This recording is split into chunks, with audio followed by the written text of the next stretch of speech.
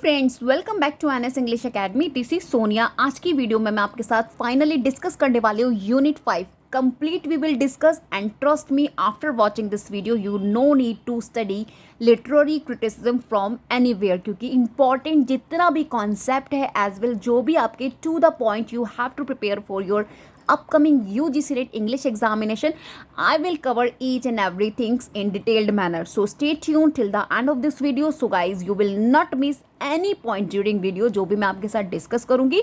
So basically friends, classical to post modern हम लोग step by step आगे चलेंगे. सबसे पहले we will discuss about classical criticism, in which I will talk about top 10 critic as well उनका जो philosophical work है that appeared in your examination repeatedly I will discuss. So let's start from the Plato. Plato का The Republic most important that actually appeared in your examination again and again, right? So basically let's revise main concepts regarding The Republic. So जो इनका Republic था एक philosophical dialogue है जिसे प्लेटो ने 380 BCE में लिखा था, और इसमें जो मेन कैरेक्टर था दैट इज सॉक्रेट, एंड पूरा टेक्स्ट इनका जस्टिस के कॉन्सेप्ट पर बेस्ड था. But if I talk about book second, book third and book 10, सो इसमें प्लेटो ने पोइट्री और आर्ट पर अपने क्रिटिकल व्यूज़ रिप्रेजेंट किए थे. ये चीज़ आपने ध्यान में रखना है, एंड यही पार्ट जो है लिटरेरी क्रिटिसिज्म के पॉइंट ऑफ व्यू से इम्पॉर्टेंट है. Now let's talk about more about the theory that he talked about in this particular work. For example, mimes, which is most important concept or theory given by Plato. तो देखिए प्लेटो के according जो art होता है, art का मतलब क्या होता है? Imitation, you know, mimesis. वो मिमीज तो मानते हैं, क्यों? Because according to Plato this removed from reality thrice, right? Thrice removed from reality, from truth. That's why आपके जो प्लेटो हैं वो रियलिटी को क्या कहते हैं कि 3 लेवल वो क्या है, दूर है. किससे दूर है? ट्रुथ से. हाउ? Let's discuss. तो अकॉर्डिंग टू प्लेटो, प्लेटो बोलते हैं सबसे पहले आइडियाज़ जो होता है ना मन में, वो हमारा ट्रुथ होता है. अब आइडियाज़ को किस तरीके से कॉपी किया जाता है, that is physical object. And then art यानी कि पेंटिंग और पोइट्री लिखने के लिए उन सभी ऑब्जेक्ट्स की कॉपी की जाती है. इट मीन्स कॉपी की कॉपी.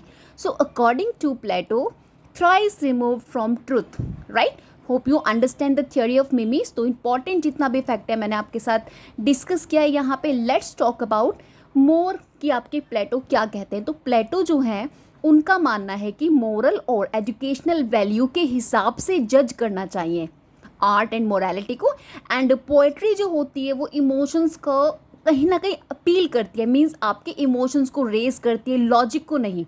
तो क्योंकि ये लॉजिक को इंपॉर्टेंस देते हैं और इमोशंस को कहीं ना कहीं ये इंपॉर्टेंस नहीं देते, अकॉर्डिंगली जो यंग माइंड्स होते हैं उनके माइंड्स को करप्ट कर सकती हैं according to Plato, right. And जो पॉइट्स होते हैं वो किस तरीके से इल्यूजन देते हैं, नॉलेज नहीं, according to Plato. I am just talking about.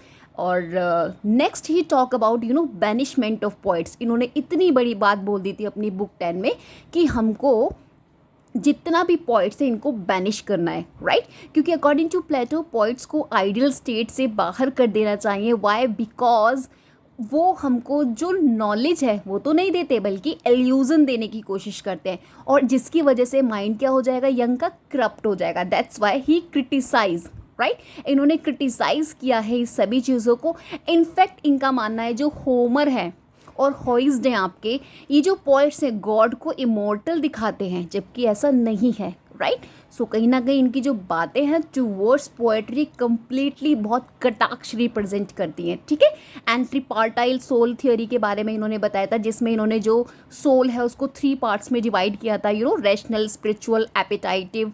सो ये मैंने आपको इंपॉर्टेंट डिस्कशन बता दिया regarding this. Let's move on the next one. अभी आपने वो कौन कौन सी चीज़ें प्रिपेयर करनी है अकॉर्डिंगली इन एग्जामिनेशन. तो देखिए द रिपब्लिक की कौन सी बुक में पोइट को बैन कर दिया है. तो इन्होंने वो कौन सी बुक थी जिसमें इन्होंने बैनिशमेंट की बात की थी पोइट की? Book number 10. तो आपको ये फैक्ट्स पता होने चाहिए, लाइक प्लेटो ने आर्ट को क्या कहा, what exactly Plato called art. तो आर्ट अकॉर्डिंग टू प्लेटो क्या है? Imitation and mere mimesis, right. And art जो है ट्रुथ से कितना कदम दूर है, means thrice remove from truth, right. So types of questions आपसे एग्जामिनेशन में मिलते हैं, so accordingly you will have to prepare.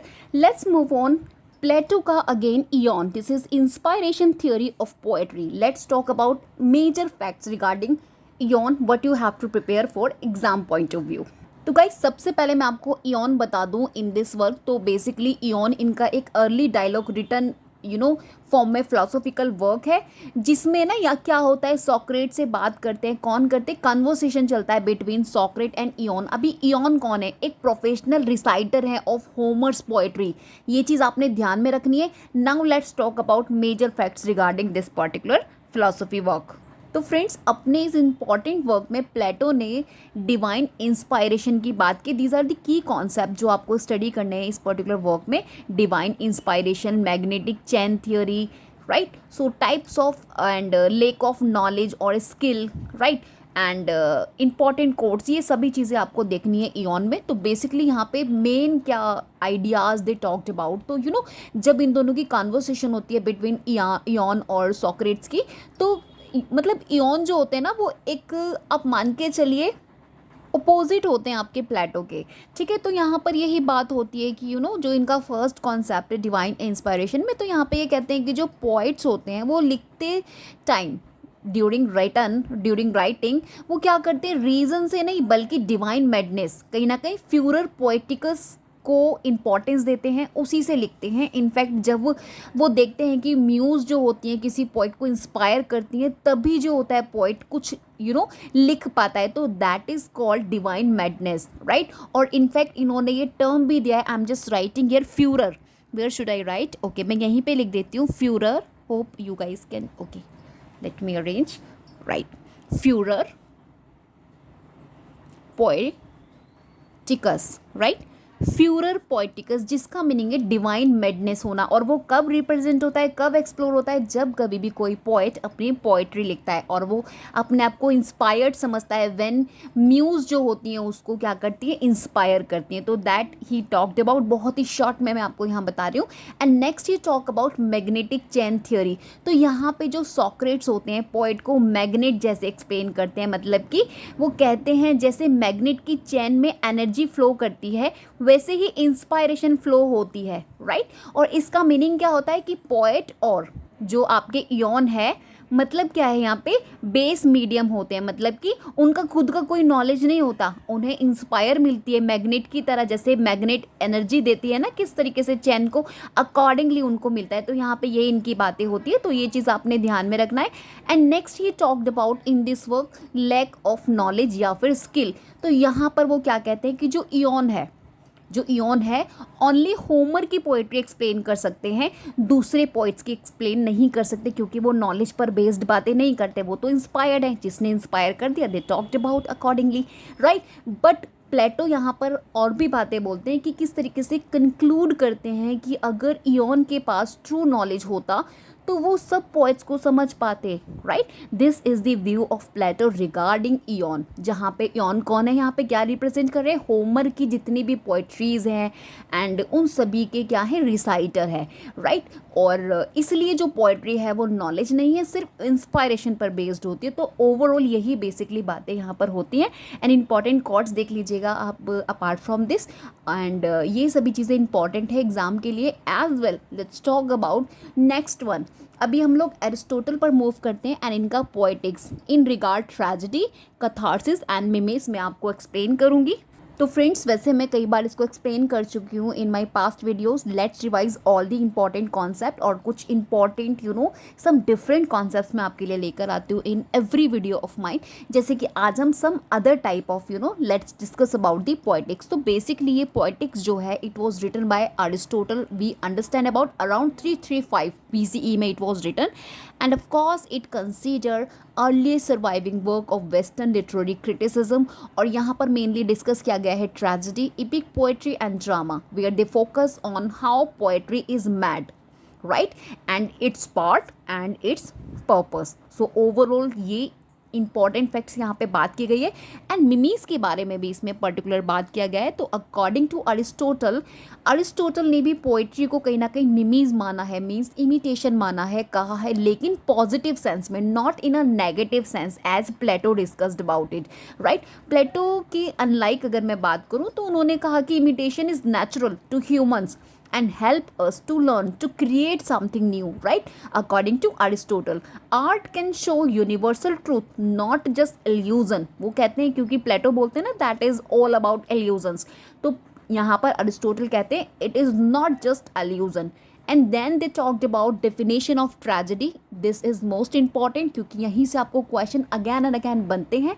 So according to Aristotle and the work written by poetics by Aristotle, tragedy is the imitation of an action that is serious, complete and of a certain magnitude. ये आपको cram करना है अपनी line को, इसको particular, क्योंकि this can be asked in your examination as it is. Okay, it works to arousing pity and fear to accomplish the catharsis of such emotions. और in other words आप कह सकते हैं कि ट्रेजेडी जो है, जो ट्रेजेडी की बात इन्होंने की है, इनका मानना है कि जो ट्रेजेडी होती है उसका क्या काम होता है, पिटी, फियर, ठीक है, टाइप्स ऑफ इमोशंस को जगाना. इसी को इन्होंने कथारसिस बोला है. ड्यूरिंग ट्रेजेडी जब ऑडियंस देखती है, ट्रेजेडी देखते समय जब इमोशंस उनके अंदर to just see the hero, अगर हीरो को कुछ बेकार उसके साथ हो रहा है तो pity type of emotions raise in the eyes of audience, and fear जैसा जब उसके साथ कुछ गलत होता है, तो ये सभी इमोशंस को जगाना इज़ कॉल्ड कथारसिस, राइट. तो आपने इस चीज़ का ध्यान में रखना है. एंड ऑफ कोर्स ट्रेजेडी का मेन एम जो है पिटी, फियर, इन सभी इमोशंस को कहीं ना कहीं रेज करना, रिलीज़ करना, ठीक है. एंड इसी प्रोसेस को कथारसिस बोला गया है. Hope you understand. And then he talk about 6 part of tragedy. I have told many time, in which we have plot, character, thought, diction, melody and spectacle, जिसमें सबसे इंपॉर्टेंट हमारा प्लेटो है. Again and again मैं आपको revise करा रही हूँ, जो सो दैट आप लोग का रिवीजन भी होता रहे साथ के साथ. And of course he consider कौन, Aristotle, plot is soul of tragedy. ये चीज़ें आपने ध्यान में रखनी है. And then he talked about unity of action, जहाँ पर इन्होंने बोला कि जो कोई भी इवेंट्स होते हैं वो एक दूसरे से कनेक्ट होते हैं, तो we must beginning, middle and an end. Okay, ये चीज़ों का होना बहुत ज़रूरी है. इनफैक्ट ही टॉक्ड अबाउट कि प्लॉट में प्रॉपर मैग्नीट्यूड यानी कि उसका प्रॉपर लेंथ होना बहुत ज़रूरी है. दीज ऑल इम्पॉर्टेंट जो आइडियाज़ थे उन्होंने बात किया है अपने इस वर्क में. And of course this is important because ये आपसे एग्जामिनेशन में अगैन एंड अगैन पूछा जाता है. अपार्ट फ्रॉम दिस आपने सम इम्पॉर्टेंट कोट्स देखने हैं. Let's talk about Aristotle's rhetoric, okay, in which I will talk, or in regard we will discuss modes of persuasions, ethos, pathos and logos. तो basically friends, Aristotle ने rhetoric around 4th century लिखा है BCE. Where should I write, 4th century BC it was written. And यहाँ पर basically ये बात करते हैं किस तरीके से कन्विंस करना अदर थ्रू स्पीच, ठीक है. The power of speech, art of persuasion, he talked about in this. And it is considered the earliest systematic study of persuasive communication. इस चीज़ का आपने ध्यान में रखना है, क्योंकि ये जो इनका ट्रिटाइज है बेस्ड ऑन है कम्युनिकेशन, परसुएसिव कम्युनिकेशन. ये चीज़ आपने ध्यान में रखनी है. एंड वो कौन कौन से की कॉन्सेप्ट हैं जो हमें रिटोरिक में देखने हैं. सबसे पहले you must know the definition of rhetoric. Rhetoric is the faculty of observing in an any given case the available means of persuasion. यानी कि, या माने आप बोल सकते हो, जो रिटोरिक है वो पावर है जिसमें किसी भी सिचुएशन में किस तरीके से आप सामने वाले को आप बोल सकते हो, मतलब कि परसुएट कर सकते हैं, अपनी बात, अपने कॉन्सेप्ट्स को समझा सकते हैं अपनी पावर ऑफ स्पीच से, ठीक है. तो basically art of persuasion called rhetoric, right. 3 mode of persuasion इन्होंने बताया. सबसे पहले इथोस जो यहाँ पर मेंशन है, and next one we have pathos, and third one we have logos. So basically what is ethos. Ethos में ये बोलते हैं, मीन्स होता है इसका कैरेक्टर, यानी कि जो स्पीकर की का जो कैरेक्टर है, मतलब जो स्पीकर है उसका जो कैरेक्टर है और किस तरीके से वो ट्रस्ट वर्दी है, मतलब उस पर कितना विश्वास है ऑडियंस का और किस तरीके से वो ऑडियंस को कन्विंस कर रहा है, ठीक है. तो जैसे कि आप कभी डॉक्टर के पास जाते हैं, डॉक्टर आपको कोई एडवाइस देता है तो आप उन पर ट्रस्ट करते हैं, तो दिस ट्रस्ट कहीं ना कहीं आपको देखने मिलेगा as a ethos, right. Next we talk about pathos. अभी यहाँ पर क्या होता है, दिस मीन्स इमोशंस, यानी कि ऑडियंस के इमोशंस को अपील करना. फॉर एग्जाम्पल, अगर कोई स्टोरी चल रहा है, ठीक है, आपने देखा कि कोई स्टोरी में कुछ गलत हो रहा है या कुछ ऐसा सेंसिटिव हो रहा है जिसको देख के सारे ऑडियंस क्या हो रहे हैं, रोने लग रहे हैं, राइट। अगर मैं आपसे छावा मूवी की बात करूं तो जब हम लोग छावा मूवी देख रहे हो रहे थे तो उस समय क्या हो रहा था कि सारे लोग उस मूवी को देख के, जब उसमें कुछ ऐसे सीन आ रहे थे तो सभी लोग दे स्टार्टेड टू वीप और cry. So that is pathos, okay. And let's talk about the logos. Logos का मतलब होता है लॉजिक, रीजनिंग, मतलब लॉजिकल आर्ग्यूमेंट और फैक्ट्स का यूज़ करना। जैसे कि अगर मैं आपसे बोलूँ, कुछ भी चीज़ मैं आपको बोलूँ और उसका मैं आपको रीज़न दूँ, I am just telling you कि you must clear classical criticism. Why? आप कहेंगे मैं क्यों इसको तैयार करूँ? मैं कहूँगी क्योंकि आपको 12 मार्क्स मिलने वाले हैं, यहाँ से आपके 12 मार्क्स सिक्योर हो जाएंगे। तो मैंने अब आपको एक लॉजिकल रीज़न बताया, अभी आप उसको अच्छे से प्रिपेयर करेंगे। So this is exactly logos. Hope you understand this trio, जिसकी इन्होंने बात की है, मोड ऑफ परसुएशन की in this work rhetoric. And 3 type of speeches भी इन्होंने बताई है। First we have political speech, judicial speech and ceremonial speech, ठीक है। After that rhetoric versus dialectic में इन्होंने कुछ आर्ग्यूमेंट किया था, कुछ डिबेट्स इनका चला था इन दिस वर्क। सो ओवरऑल आपने स्टडी करना है। नाउ नेक्स्ट टॉक अबाउट, और हाँ, जितना भी फैक्ट्स मैं बता रही हूँ, अगर आप इन सभी फैक्ट्स को भी सस्टेन अपने माइंड में करके रखते हैं तो you have done with this, okay. Let's talk about Horace, Ars Poetica and डिल्यूज एट यूटाइल। तो जैसा कि फ्रेंड्स हम सभी जानते हैं, Horace was a Roman poet and critic and he wrote mainly, आप बोल सकते हो, मैनी लिरिक पोएम्स लाइक और satires, but is most famous in literary criticism में जो इनका वर्क हमेशा एग्जाम में पूछा जाता है, that is arts poetica, which means the art of poetry. So basically this is long poem, right. ये आपके होरेस का एक लॉन्ग पोएम है जिसे आप एपिसल बोल सकते हैं, मतलब लेटर फॉर्म में लिखा है, जो उन्होंने और पीसो फैमिली को एड्रेस किया है, ठीक है, उनको एड्रेस करके लिखा है। ये चीज़ आपने फैक्ट को ध्यान में रखना है।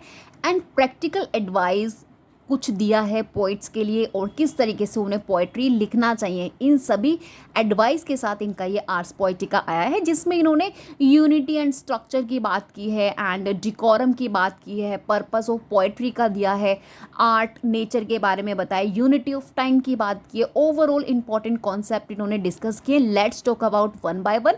तो यूनिटी एंड स्ट्रक्चर में आपके होरेस बोलते हैं पोयम या कोई भी प्ले, उसमें आपका एक क्लियर स्ट्रक्चर होना बहुत ज़रूरी है। उसमें एक बिगिनिंग, मिडल, एंड, ये चीज़ें होना बहुत इंपॉर्टेंट है, क्योंकि प्लॉट को लॉजिकल एंड लॉजिकली बनाना है, जिससे कि ऑडियंस है उसको प्रॉपरली देखे, ठीक है।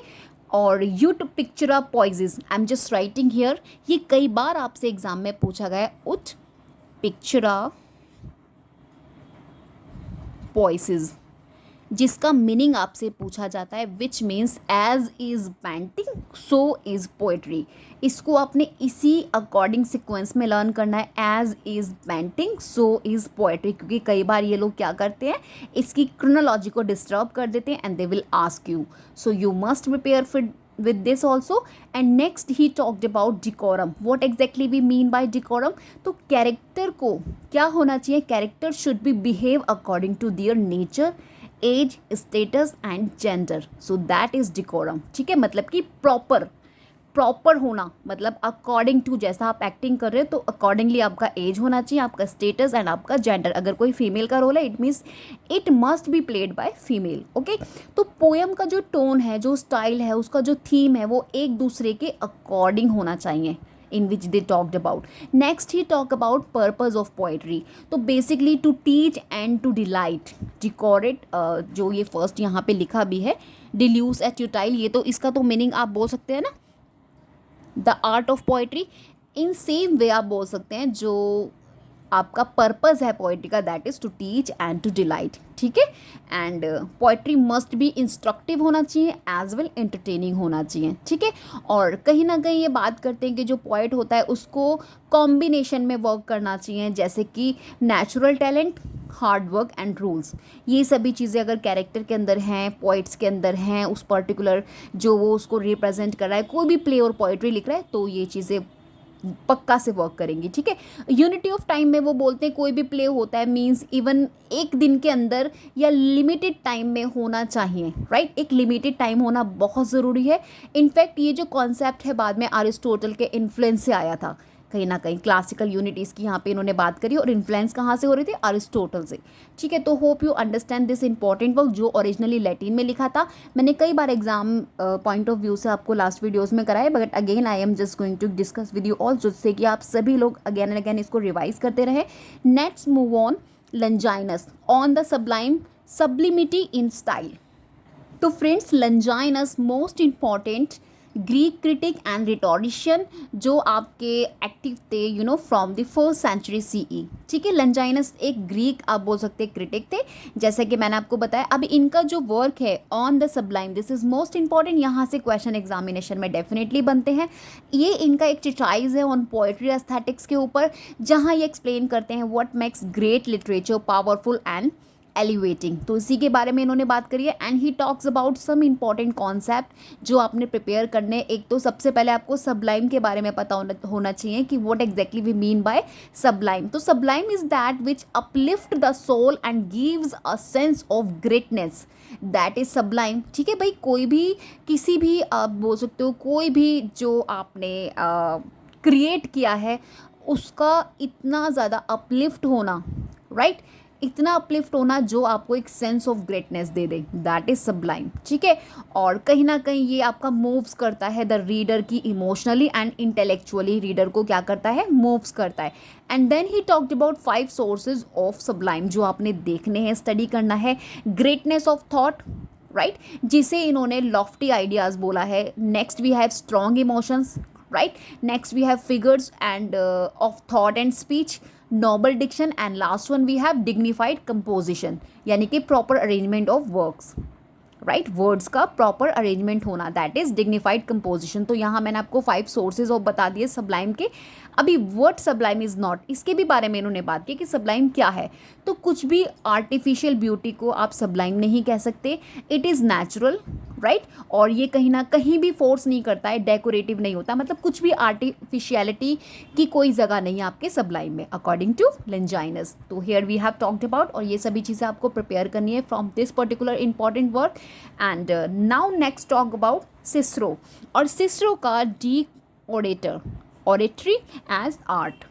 तो बेसिकली फ्रेंड्स, सिस्रो जो आपके रोमन फिलोसोफर हैं, इनफैक्ट ऑरेटर हैं, और इनको कंसिडर किया जाता है one of the greatest Roman rhetoricians. ठीक है, एंड इनका जो ये इंपॉर्टेंट डी ऑरेटर है work that came around, it was written 55 BCE। ठीक है, 55 BCE इट वॉज रिटन, और ये एक डायलॉग है जिसे इन्होंने 3 बुक्स में रिप्रेजेंट किया है, in which he talked about art of oratory, मतलब कि रिटोरिक के बारे में इन्होंने बात की। In fact he talked about the features of fictional conversation between famous Roman orators like Crassus हो गए, आपके एंटोनियस हो गए। तो here they talked about in this work. ठीक है, कुछ इन्होंने आइडियाज़ रिप्रेजेंट किए। सबसे पहले एक आइडियल ऑरेटर का मतलब क्या होता है। सो एक जो अच्छा ऑरेटर होता है वो सिर्फ बोलने में एक्सपर्ट नहीं होता, बल्कि हिस्ट्री, फिलॉसफी, लॉ, लिटरेचर सबकी नॉलेज रखता है। अब देखिए, फॉर एग्जांपल के लिए अगर मैं आपसे बात करूं, सिर्फ मैं आपको बोलूं कि please just study this one and that one, तो दिस इज़ नॉट इनफ। सिर्फ बोलने से आपको समझ थोड़ी आएगा। I must represent some important facts in front of you so that you guys understand clearly। जैसे कि अगर मैं आपको कोई भी राइटर, कोई भी ऑथर, कोई भी फिलोसोफर के बारे में, उसकी किसी भी पर्टिकुलर वर्क के बारे में बताती हूँ, तो मैं आपको उनकी जितना भी इंपॉर्टेंट फैक्ट्स है उससे आपको फैमिलियर कराती हूँ। इट मीन्स कि मैं क्या कर रही हूँ, I am just going to perform an ideal orator performance. ठीक है, तो एग्जैक्टली यहाँ पर आपके सिस्रो बात करते हैं इन दिस वर्क में, और आइडियल ऑरेटर की डेफिनेशन बताते हैं। Hope you understand. And orator का क्या होना चाहिए, मेन ऑफ वाइड नॉलेज उसके अंदर होना बहुत ज़रूरी है, अलॉन्ग विथ गुड स्पीकर। ठीक है, and then he talked about in this 5 cantos of rhetoric. इन्होंने बताए थे वो कौन कौन से 5 कैंटोज थे। Number first we have invention, next we have arrangement, number 3 style, number 4 memory, और नंबर 5 डिलीवरी। इन सभी को आपने प्रिपेयर करना है एंड इनको सीक्वेंस वाइज लर्न करना है। यू नेवर नो कि एग्जामिनेशन में आपसे कौन से 5 सबलाइम में से पूछ लेंगे, या फिर आपसे ये 5 कैंटोज पूछ लेंगे रिटोरिक के जो आपके सिस्रो ने दिए हैं। तो इन चीज़ों को आपने फैक्ट्स को अपने माइंड में सस्टेन करके रखना है। 5 कैंटोज ऑफ रिटोरिक आपके किसने दिए हैं, सिस्रो ने, in his work De Oratore. Okay, अभी next we talked about Quintilian Institutio Oratoria ideal orator. तो अगेन फ्रेंड्स, इन क्विंटिलियन आपके रोमन रिटोरिशियन एंड एजुकेटर है।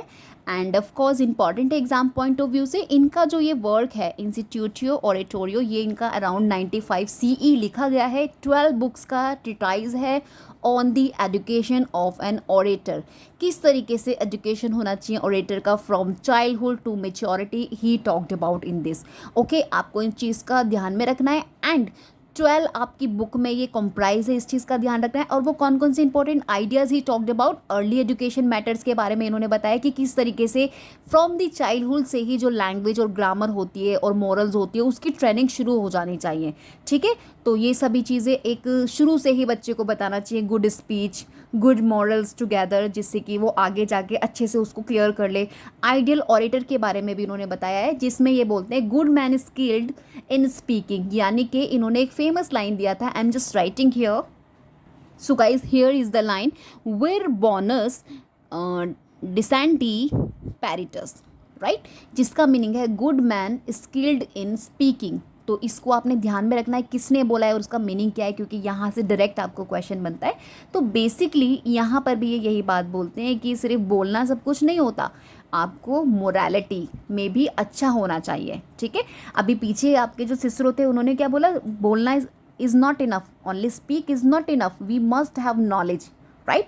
और यहाँ पर ये क्या बोलते हैं कि बोलना सब कुछ नहीं होता, हमें मोरालिटी को भी ध्यान में रखना पड़ता है। सो ये चीज़ें आपने ध्यान में रखना है। अभी इन्होंने भी 5 कैंटोस दिए हैं, 5 नियम बताए हैं, जिसको आप बोल सकते हो invention, arrangement, style and memory delivery. ठीक है, तो ये सभी चीज़ें आपको ध्यान में रखनी है। Now let's move on the next one. Plutarch की बात करूँगी, ये मोस्ट इंपॉर्टेंट है, क्योंकि यहाँ से ना विलियम शेक्सपियर के जितने भी आपके रोमन प्लेस हैं, क्योंकि इंस्पायर्ड फ्रॉम द प्लूटार्क की जो on the study of poetry, ये जो इनका वर्क है, तो बेसिकली आपने इनको अच्छे से स्टडी करना है यहाँ से, क्योंकि एसोसिएटेड करके क्वेश्चन पूछा जाता है। तो प्लूटार्क को आपने कुछ समय देकर, इनफैक्ट जो भी मैं फैक्ट्स बताऊंगी वो इनफ है, but you have to just sustain in your mind, this really important for you all. तो फ्रेंड्स, प्लूटार्क जो आपके ग्रीक बायोग्राफर, असाइस्ट हैं, एज वेल फिलोसोफर हैं, इनका जो important on the study of poetry है ऐसे है, जहाँ पर ये एडवाइस कर रहे हैं यंग पीपल को किस तरीके से रीड करना चाहिए और स्टडी करना चाहिए पोइट्री को, right. And guys in this work he talked about किस तरीके से आप मोरल एजुकेशन दे सकते हैं थ्रू पोइट्री, राइट। ये चीज़ें आपने ध्यान में रखनी है। And what we have to study in this work, a part of Plutarch का मोरालिया, यानी कि अ कलेक्शन ऑफ एसेज का ही ये एक पार्ट है। एंड कौन कौन से आइडियाज़ इन्होंने दिए हैं, पोइट्री शेप्स मोरल्स, किस तरीके से जो पोइट्री है मोरल्स को शेप करती है, मतलब कि poetry should teach virtue and discourse wise. ठीक है, एक्टिंग रीडिंग के बारे में बताया कि student should not just admire beauty of language but also examine it's ethical content. ठीक है, and well he talked about critical discrimination, जहाँ पर ये बात करते हैं कि जो यंग रीडर्स होते हैं उनको क्वेश्चंस करने चाहिए हार्मफुल और इमोरल आइडियाज़ जब भी वो देखें पोइट्री में, तो उनको क्वेश्चन पुट करना आना चाहिए। एंड पोइट की क्या रिस्पॉन्सिबिलिटी होती है कि पोइट मस्ट बी उसके मन में एक एम होना चाहिए कि मैं अपने रीडर्स को इंस्पायर करूँगा, नोबल कैरेक्टर को, विजडम को, and of course good conduct की बात करूँगा। ठीक है, तो ये इंपॉर्टेंट आइडियाज़ थे जो इन्होंने बात किया था इस पर्टिकुलर वर्क में। तो बेसिकली आपको जो क्वेश्चन है ना प्लूटार्क का ऐसे on the study of poetry is mainly about किसके बारे में है, तो moral and critical reading of poetry के बारे में है। ठीक है, on the study of poetry is a part of which collection, किस कलेक्शन का पार्ट है, मोरालिया, बेसिकली इनका कलेक्शन है, तो उसी का ये पार्ट है मोरालिया। ठीक है, इसी का ये एक पार्ट है कलेक्शन, राइट, इनका जो कलेक्शन है ये। तो नेक्स्ट वी हैव प्लॉटिनस। ठीक है, प्लॉटिनस का इनिड्स, प्लॉटोनिस ब्यूटी के बारे में जहाँ इन्होंने बात की ट्रांसेंडेंटल। ठीक है, लेट्स टॉक अबाउट। तो फ्रेंड्स, प्लॉटिनस का जो इनिड्स है, राइट, ये इनका बेसिकली 6 बुक्स में डिवाइडेड है और ईच डिवाइडेड इनटू 9 ट्रिटाइज, मतलब 6 बुक्स हैं और हर एक 6 बुक्स में 9 आपको ट्रिटाइज देखने मिल जाएंगी। एंड ऑफ कोर्स ये जो प्लॉटिनस हैं आपके इंपॉर्टेंट है एग्जाम पॉइंट ऑफ व्यू से, क्योंकि इनके वर्क से आपको क्वेश्चन डेफिनेटली मिलता है। और मेन आइडियाज़ जो इन्होंने इसमें दिए हैं, इनका मानना है द वन। ठीक है, इन्होंने जो आइडिया दिया है द वन, यानी कि परम तत्व की बात की, यानी कि प्लॉटिनस कहते हैं जो यूनिवर्स है उसका जो मेन आप बोल सकते हो द वन क्या है, बियॉन्ड ऑल कैटेगरीज। तो बेसिकली इन्होंने इसको सबसे ऊपरी माना है, राइट, ग्रेटेस्ट माना है। And he talked about emanation theory, right. Emanation theory की बात की है जिसमें इन्होंने रियलिटी को 3 टाइप्स में डिवाइड किया है, द वन, एक आपका नॉज एंड साउल, ठीक है, यानी कि ultimate reality, divine mind and world soul, individual soul जो होती है। तो these are the 3 categories of reality according to Plotinus in his work, ठीक है। तो बेसिकली ब्यूटी ऑफ आर्ट की बात करें तो बहुत ज़्यादा डिटेल में नहीं जाना है, बस आपको ये पता होना चाहिए और ये कितना बुक्स में डिवाइडेड है। अभी हम लोग जल्दी से मूव ऑन करते हैं अपने लिटरेरी क्रिटिसिज्म को मेडिवल क्रिटिसिज्म में, ठीक है। तो बेसिकली 500 to 1500 टाइमलाइन आपका मेडिवल क्रिटिसिज्म में हम लोग इंक्लूड करते हैं, जिसमें मैं सबसे पहले आप लोगों के साथ डिस्कस करूँगी सेंट अगस्तिन का ऑन क्रिश्चियन डॉक्ट्राइन, जो इनका एलेगोरिकल इंटरप्रिटेशन है और इम्पॉर्टेंट है, you must know about it. तो basically friends On Christian Doctrine this is, इसमें 4 बुक्स आपको मिल जाएंगे, इट इज़ कंप्राइज 4 बुक्स, ठीक है। और यहाँ पे ना आपको रूल्स फॉर इंटरप्रेटिंग स्क्रिप्चर, मतलब कि guidance on how to teach Christian truth के बारे में बताया गया है। एंड जो फर्स्ट बुक है, सेकंड बुक है, उसमें क्या क्या बातें की गई है, no need to study more detailed, only आपको फैक्चुअल इन्फॉर्मेशन इतना इसके बारे में पता होना चाहिए। एंड क्योंकि ये आपका अर्ली फाउंडेशन ऑफ क्रिश्चियन पर बेस्ड है, क्रिश्चियन ट्रूथ पर बेस्ड है, और यहाँ पर आपको फेथ, क्लासिकल रिटरिक्स देखने मिल जाएगा। इनफैक्ट इम्पॉर्टेंट है क्योंकि यहाँ पे चर्च के फेथ के बारे में उसका क्या इम्पैक्ट पड़ा है मेडिवल स्कॉलर्स के आइज में, उसके बारे में बात किया है, ठीक है। तो इस चीज़ का आपने ध्यान में रखना है। Now let's move on the next one, Boethius का Consolation of Philosophy which is philosophy and poetry. Let's talk about which was written originally in Latin language and during his imprisonment before execution। तो जो आपके बोइथियस हैं, जब ये imprison थे उस समय इन्होंने इसे लिखा था, फिलोसफिकल डायलॉग है। और यहाँ पर आपको देखने मिलेगा ये किस तरीके से कंसोलेशन कर रहे हैं through philosophy when future turns against you, ठीक है। किस तरीके से आपने फिलोसफी के थ्रू कंसोलेशन करना है जब आपका जो फ्यूचर है आपके अगेंस्ट हो। तो इसी के बारे में इन्होंने एक्सप्लोर किया है, जहाँ पर इन्होंने फिलोसफी वर्सेस और फिलोसफी को किस तरीके से आप कंसोलेशन के थ्रू मतलब स्टडी कर सकते हैं, इसके बारे में बताया। फॉर्चून के बारे में बात किया है, किस तरीके से जो फॉर्चून है वो चेंजेबल होता है। द हाईएस्ट गुड की बात करिए, सुप्रीम गुड किसको बोलते हैं, एंड फ्री विल की बात करिए, डिवाइन प्रोविडेंस की बात करिए। सो ओवरऑल इंपॉर्टेंट आइडियाज़ इन्होंने डिस्कस किए अपने इस वर्क में। एंड इम्पॉर्टेंट है, यहाँ से आपको क्वेश्चन डायरेक्ट बन जाएगा कि who wrote the Consolation of Philosophy. So answer भी है Boethius. And in what form the Consolation of Philosophy written, so of course it was written mixed prose and words, ठीक है, मिक्स्ड प्रोज एंड वर्ड्स में it was written. And who consoles Boethius in the work, तो कौन console कर रहा है, lady philosophy, ठीक है। तो वैसे इतना डिटेल में क्वेश्चन नहीं पूछते, but you must know about exact facts regarding this particular work. Okay, now let's talk about the Dante Alighieri, इनका De Vulgari Eloquentia Vernacular Dignity. Let's talk about its important facts. तो friends आपका De Vulgari Eloquentia, this is also written originally in Latin language, and यहाँ पर जो main purpose है इस work का, to proof करना कि किस तरीके से वर्नाक्यूलर भी लिटरेचर और पोइट्री के लिए प्रॉपर हैं, राइट, ना कि ओनली लैटिन। सो इसके बारे में इन्होंने बात की, in which they talked about vernacular versus Latin. तो जो डांते हैं वो कहते हैं वर्नाक्यूलर जो लैंग्वेजेस होती हैं वो नेचुरली हम लोग सीखते हैं, मतलब जो हमारी मदर टंग होती है, जबकि जो लैटिन होती है वो आर्टिफाइज होती है, मतलब जिसको हम एक प्रॉपर स्टडी के थ्रू लर्न करते हैं। So this argument he talked about, और किस तरीके से जो लैटिन है उसको फिक्स्ड एंड यूनिवर्सल कंसीडर किया गया है, जबकि जो वर्नाक्यूलर होती है, जो मदर टंग्स होती हैं, लिविंग एंड इवॉल्विंग लैंग्वेज, उसको कंसीडर किया जाता है। This is important one and you must know about. और इन्होंने 3 जनरास बताए हैं फॉर वर्नाक्यूलर पोइट्री।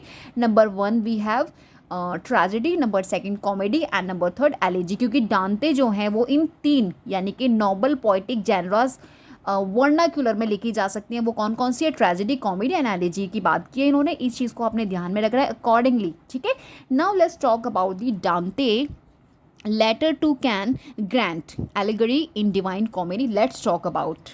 तो बेसिकली फ्रेंड्स सबसे पहले मैं थोड़ा आपको दांते के बारे में बता दूं। ये आपके इटालियन फिलोसोफर हैं, थियोरिस्ट हैं, एंड ऑफ कोर्स एक पोइट हैं, एंड लिटरेरी थियोरिस्ट हैं, पॉलिटिशियन भी हैं, क्योंकि यहाँ से आपको क्वेश्चन मिलता है। और इनकी जो राइटिंग्स हैं वो आपको वर्नाक्युलर इटालियन में मिल जाएंगी इंस्टीड ऑफ लैटिन, ठीक है। और इनके जो मेजर वर्क्स है Divine Comedy, La Vita Nova, and ये जो मैंने यहाँ पे पर्टिकुलर मेंशन किया है डी वल्गैरी एंड कॉन्विवो, जो इनका फिलोसॉफिकल ट्रिटाइज है, लेटर टू कैन ग्रैंड, ठीक है, this one letter to Can Grande. तो ये सभी इनके इंपॉर्टेंट और मेजर वर्क्स हैं। अभी जो मैं पर्टिकुलर इस लिस्ट में आपसे बात करने वाली हूँ वो लेटर टू कैन ग्रैंड की बात करने वाली हूँ, जो इनका अराउंड 316 में लिखा गया है, एंड जहाँ पर इन्होंने एड्रेस किया है a powerful patron in Verona, ठीक है।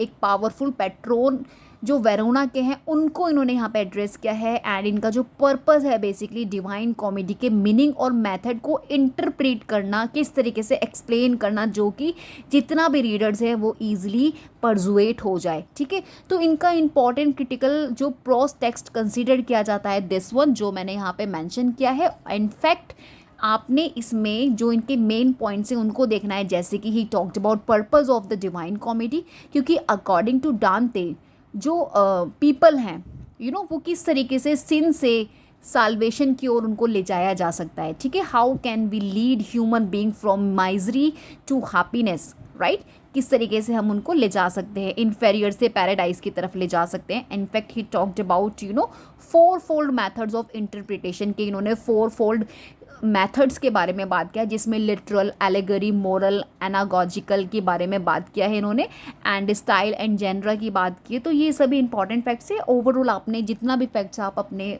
ऑन रिवाइज कर सके एग्जाम पॉइंट ऑफ व्यू के लिए इंपॉर्टेंट है, क्योंकि ये वो आपका क्लासिकल एंड मेडिवल एरिया होता है, whether I am talking about classical criticism और classical dramas, classical poetries, classical non fiction, classical fiction, ये सभी आपके मोस्ट कन्फ्यूजिंग यूनिट्स हैं। इनफैक्ट यूनिट के पार्ट हैं जहाँ पर स्टूडेंट बहुत ज़्यादा कंफ्यूज होते हैं। ट्रस्ट मी, अगर आपने अपने आप को बिल्ड कर लिया, अपनी एक स्ट्रॉन्ग पकड़ बना ली टूवर्ड्स क्लासिकल जितना भी ड्रामाज है, क्लासिकल पोइट्रीज है, क्लासिकल नॉवेल्स है, in fact fiction, non fiction, criticism, it means आपने बहुत सारा परसेंटेज अपना सिक्योर कर लिया, क्योंकि ये वो एरियाज़ हैं जिन्हें स्टूडेंट्स ये सोचकर एक्सेप्ट नहीं करते कि यार इसमें बहुत टिपिकल से वर्ड है, we can not just sustain in our mind. तो इनफैक्ट मैं जितना भी फैक्ट्स आपको यहाँ पे सजेस्ट कर रही हूँ, अगर आप इसे भी टाइम टू टाइम रिवाइज करते हैं, इससे बाहर आपको कुछ स्टडी करने की ज़रूरत नहीं है। ट्रस्ट मी, इन सभी नोट्स को सिक्योर करके अपने पास रखिए, वेदर यू कैन राइट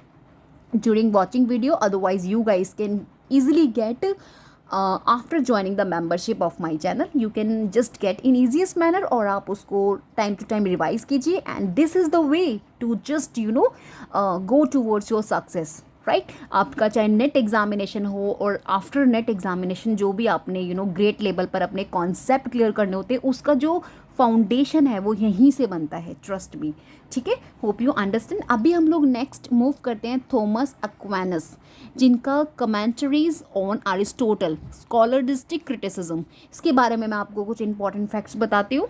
तो फ्रेंड्स, सबसे पहले मैं आपको बता दूँ, थॉमस एक्वाइनस ये आपके मेडिवल क्रिश्चियन फिलोसोफर थे, एंड अरिस्टोटल के लॉजिक और एथिक्स, मेटाफिजिक्स को क्रिश्चियन थियोलॉजी के साथ कहीं ना कहीं ये लोग ये क्या करते थे, उसको ज्वाइन करते थे, यानी कि सिंथेसाइज करना, ठीक है, ये इनका काम था। एंड इनका जो ये वर्क है यहाँ पे जो आपने देखा होगा, लिखा है यहाँ इसके in front of commentaries on Aristotle, तो जिसका गाइज ओवरऑल जो मीनिंग है मीन्स अरिस्टोटल की जितनी भी फिलोसफिकल टेक्स्ट थे उन पर डिटेल्ड कमेंट्रीज आपकी लिखी हैं, किसने, थॉमस एक्वाइनस ने। अभी आपसे क्वेश्चन बन जाएगा हु एसोसिएटेड, और वो कौन है, कौन सा फिलोसोफर है, name the philosopher who actually right और रॉट कमेंट्रीज ऑन अरिस्टोटल। तो ये क्वेश्चन आपको कंफ्यूज कर देते हैं, तो आपने यहाँ पे क्या करना है, अकॉर्डिंगली आपने सस्टेन करना है थॉमस एक्वाइनस, ठीक है। अगर आप इस फैक्ट को भी लर्न करके रखते हैं, इट मीन्स आपने कुछ तो एटलीस्ट क्लासिकल और मेडिवल क्रिटिसिज्म से किया है,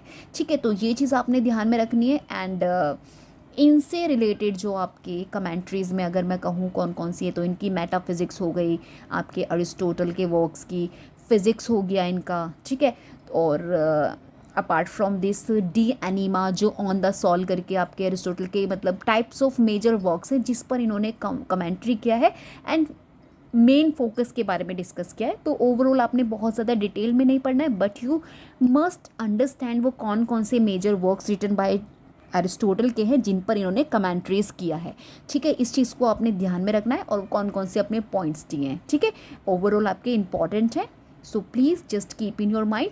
now let's move on the next one, Geoffrey of Vinsauf, इनका पोएट्री का नोवा, मेडिवल रिटोरिक। तो बेसिकली सबसे पहले जॉफ्री ऑफ विंसॉफ कौन थे?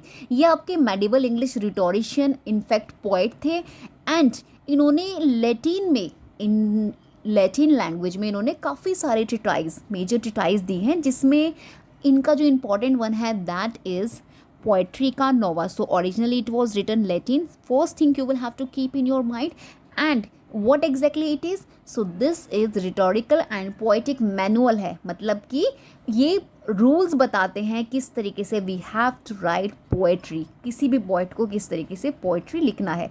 तो बेसिकली यहाँ पर इन्होंने जो बातें की हैं, इंपॉर्टेंट कॉन्सेप्ट डिस्कस किए हैं, दैट इज़ इन्वेंशियो के बारे में बात किया। इन्वेंशियो का मतलब होता है इन्वेंशन, कि how poetry start from good ideas से, हमें किस तरीके से जो पोएट्री है उसको स्टार्ट कहाँ से करना चाहिए, गुड आइडिया से।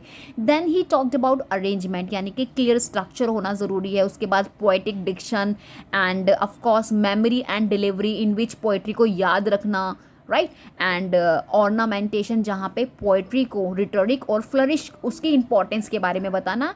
So overall he talked about, so overall importance in literary criticism में आपका ये पर्टिकुलर जो इन्फ्लुएंशियल टेक्स्ट मैं डिस्कस कर रही हूँ इंपॉर्टेंट है, और इसने कहीं ना कहीं हॉरेस की, आर्स पोएटिका और क्लासिकल रिटोरिक को मिडिल एजेस में रिवाइव किया है। Okay, now let's move on the next one.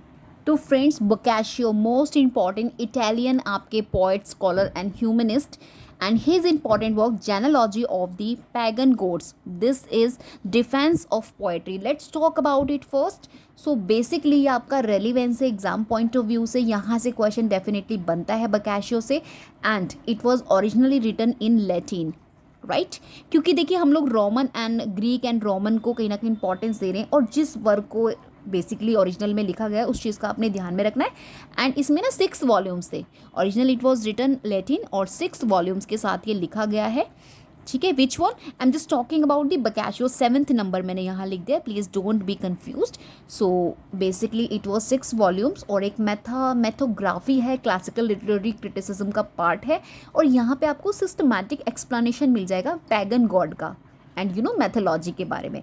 तो बेसिकली यहाँ पे क्या बात किया है कि किस तरीके से सिस्टमाइजेशन होना चाहिए मैथोलॉजी का, क्योंकि आपके बोकाशियो जो थे ग्रीक और रोमन मिथ को कहीं ना कहीं जेनोलॉजिकली ऑर्गेनाइज करते थे। As well he talks about god, demi god, heroes, उनकी रिलेशनशिप, तो उनको कहीं ना कहीं इन्होंने एक्सप्लेन किया। In fact he talked about the utility for poets, के लिए क्या होना चाहिए, कि क्लासिकल पोइट्री जो है वो किस तरीके से लिटरेचर में मैथोलॉजी फ्रिक्वेंट यूज़ होती है। मैथोलॉजी आप देखेंगे ना, जितना भी क्लासिकल पोइट्री है उसमें आपको मैथोलॉजी दिखने मिल जाएगा, उसका फ्रिक्वेंट यूज़ आपको देखने मिल जाएगा। तो यही चीज़ ये यहाँ पर क्या कर रहे हैं, यूटिलिटी ऑफ पोइट्स की बता रहे हैं, कॉम्बिनेशन बता रहे हैं लर्निंग एंड क्रिटिसिज्म का in this important work of him.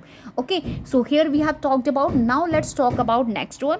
Number 8 we have Christine de Pizan, the book of the city of ladies. देखिए मेरी लास्ट क्लास में फ्रेंड्स मैंने मेडिवल क्रिटिसिज्म में सेम आपसे राइटर और इनके इसी वर्क के बारे में डिटेल्ड एक्सप्लेनेशन क्या है, मैं जल्दी से आपको शॉर्ट में रिवाइज करा देती हूँ, क्योंकि ये आपके फ्रेंच लिटरेचर से एसोसिएटेड है। सो बेसिकली फ्रेंच आपके राइटर, पोएट एंड कॉर्टियर है ये, एंड ऑफ कोर्स इनका जो ये वर्क है the book of the city of ladies, this consider first professional female writer. ठीक है, क्योंकि ये आपकी फीमेल हैं, फीमेल आपकी राइटर हैं, फ्रेंच राइटर हैं, इनको आपने ध्यान में रखना है, एंड अर्ली फेमिनिस्ट थिंकर भी हैं, जो किस तरीके से प्रमोट करती है विमेन की एजुकेशन एंड मोरल एजेंसी को।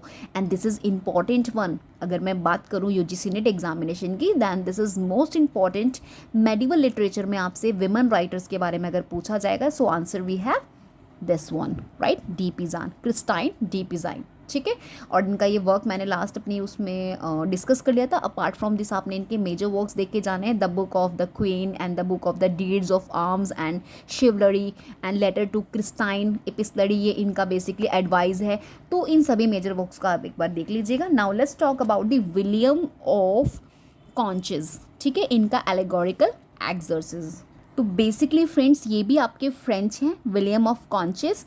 सो ये भी आपके फ्रेंच इंपॉर्टेंट फिलोसोफर हैं, इनका आपको एटलीस्ट नेशनैलिटी पता होना चाहिए। अगर कुछ भी नहीं पता तो ये चीज़ आपने ध्यान में रखना है क्योंकि एग्ज़ाम रेलिवेंट है आपसे। एंड इनका जो ये वर्क है एलेगोरिकल एक्सेजीज, तो बेसिकली ये क्या है, what exactly he talked about in this. तो इसमें ना इन्होंने स्क्रिप्चर्स यानी कि बाइबल, क्लासिकल टेक्स्ट जिसमें इन्होंने प्लेटो, अरिस्टोटल और नेचुरल फिलोसफी की बात की है, और लिटरल एंड एलेगोरिकल, इन सभी कॉन्सेप्ट्स पर इन्होंने बात की। तो इसको बहुत डिटेल में आपको स्टडी नहीं करना है, बस आपको पता होना चाहिए ये आपके फ्रेंच ऑथर हैं, फ्रेंच फिलोसोफर हैं, एंड इनका ये इंपॉर्टेंट टेक्स्ट है। Okay, now last one, medieval anonymous, जिसमें आपने एलेगोरिकल बाइबल कमेंट्रीज देखना है। तो बेसिकली फ्रेंड्स, अगर मैं इस रिगार्ड बात करूँ टॉप 10 में, जो आपका जितना भी 12 एंड 14 सेंचुरी का जितना भी high and late middle ages था, लैटिन लैंग्वेज में लिखा गया है, mostly anonymous writer by monks के थ्रू, जहाँ पर उनका मेन पर्पस होता है टू एक्सप्लेन करना बिब्लिकल टेक्स्ट को beyond literary meaning and to teach moral, allegorical and mystical lessons to reader. ठीक है, तो आपको ये समझ में आना चाहिए क्योंकि यहाँ से एग्ज़ाम में आपको क्वेश्चन मिलता है। फॉर एग्जाम्पल के लिए अगर मैं कुछ लेबल आपको बताऊँ, जैसे लिटरल हो गया, एलेगोरिकल हो गया, मोरल हो गया, तो बेसिकली यहाँ पे सरफेस स्टोरी बताई जाती है, एज वेल सिम्बॉलिक मीनिंग, जहाँ पे पॉइंट किया जाता है क्रिश्चियन को। ठीक है, तो ये इंपॉर्टेंट एनोनिमस ऑथरशिप, ठीक है, जिसमें आपको टाइप्स ऑफ टेक्स्ट मिल जाएंगे जिनको कॉपी किया गया है monasteries without recording the author's name, anonymous I am talking about. So here you will have to just understand what exactly the meaning of it. Okay, no need to understand. और question आपको किस type का मिल जाएगा, क्योंकि ये थोड़ा confusing है, कि what is the primary purpose of anonymous medieval Bible commentaries. तो उसका जो प्राइमरी पर्पस है वो क्या है, allegorical, moral and mystical interpretation. ठीक है, तो टाइप्स ऑफ क्वेश्चंस आपको देखने मिल जाते हैं। Now let's move on the next one. So here we talked about number 3, Renaissance criticism, in which you have to study Philip Sidney, Dante, Julius Caesar, Lodovico and Torquato, Francis Bacon, George Puttncombe and Edmund Spencer, Ben Jonson and number 10 John Dryden, right? And इन सभी का आपको कौन कौन सा important text आपको देखना है, philosophical work देखना है, वी विल डिस्कस नाउ। तो basically friends, let's revise again. Philip Sidney, right, आपके इम्पॉर्टेंट हैं और एसोसिएटेड हैं एलिजाबेथन पीरियड यानी कि रेनेसां से, एंड आपके इम्पॉर्टेंट पोइट हैं, क्रिटिक हैं, one of the leading Elizabethan poets में से एक हैं। एंड इनका जो इम्पॉर्टेंट वर्क है, An Apology for Poetry, I have talked in last video also of mine. Let's revise. 1580s में इसको लिखा गया था और इसको 1595 में पब्लिश कराया है पोस्थमस। 1595 में it was publish पोस्थमस।